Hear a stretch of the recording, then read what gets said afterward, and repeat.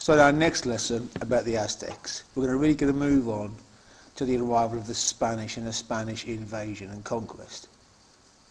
And we're going to start off by looking at the leader of this little army, a guy called Hernan Cortes and his Spanish army. So we're going to learn about the Spanish invaders and understand what massive advantages they had over the Aztecs. And by doing that, you're developing your historical analysis skills, hopefully anyway. Keywords are Hernan Cortes, that's his name. An adventurer, determined, rogue, to go your own way. Toledo steel, steel's a metal. Toledo's a place in Spain that made the best steel. Armour, crossbow, musket, cannon, horses, invulnerable. If you are impossible to hurt or damage, you are invulnerable. And conquistadors is the name of these Spanish invaders. So, who was Hernan Cortes? Here he is. And that's not actually his motto, but it might as well have been. Get rich or die trying. A remarkable man. He was posh, from a posh family. He was well educated, but poor Spanish noble. And he was extremely determined, key word, to make himself both rich and famous, especially rich. And to do this, he became an adventurer and soldier. He left Spain and went travelling around this Spanish empire, doing whatever he needed to do to get on in life. He was not concerned with following the rules. He was a bit of a rogue. And so, in 1518, without orders, he led about 400 soldiers to Central America to try and make himself rich. He'd heard about the Aztec Empire, he'd heard they were rich. He thought, I'm going to try and conquer these people and make myself both rich and famous. And crucially, without orders. Nobody had told him to do this. The King of Spain hadn't said, Cortes, off you pop. No, did it by himself. Right. What was his little army like? Yeah. So the small force that Cortes brought with him was equipped with all the usual European weapons of the time. Yeah, they were standard European army.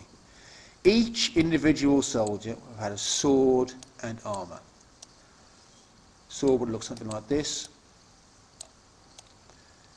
Armour like this. Steel. Steel armour, steel swords. The swords made a very high quality Toledo steel, which means they're very strong, light, and kept their sharp edge for a long time. Yeah. Now think about it. If you got this, and some Aztec puts up his little wicker basket shield and goes straight through it and his arm. You got this on. They hit you with their cricket bat with the razor sharp stone, the stone's going to shatter. So everyone had that. Everybody got a sword and armour. Some of them had crossbows. Something like this. Now a crossbow can shoot a bolt, here it is, or a quarrel. This is something that's called a bolt. It's also sometimes called a quarrel, with great accuracy over about 50 metres. Aztecs had nothing like this. Some of them, others, had muskets, early rifles, also called an arquebus sometimes. Looks a bit like this drawing here. Yeah. So they could shoot a lead ball about 150 metres. And crucially, the Aztecs at first thought this was magic. They brought a few small cannon with them. Yeah. This is to give you an idea of the scale. They were not very big. And they were used to firing what's called grape shot. They put a bag of ball bearings in the front. So it's like firing a giant shotgun. It would take out 20, 30 Aztec warriors in one shot at close range.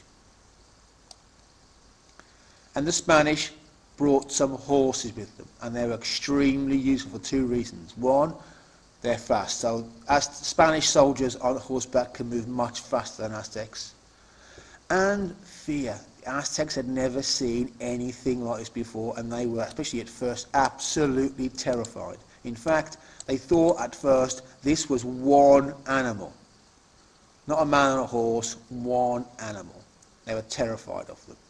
So all these things together, although there were only 400 or so Spanish soldiers, they had a huge advantage over the Aztecs in terms of technology.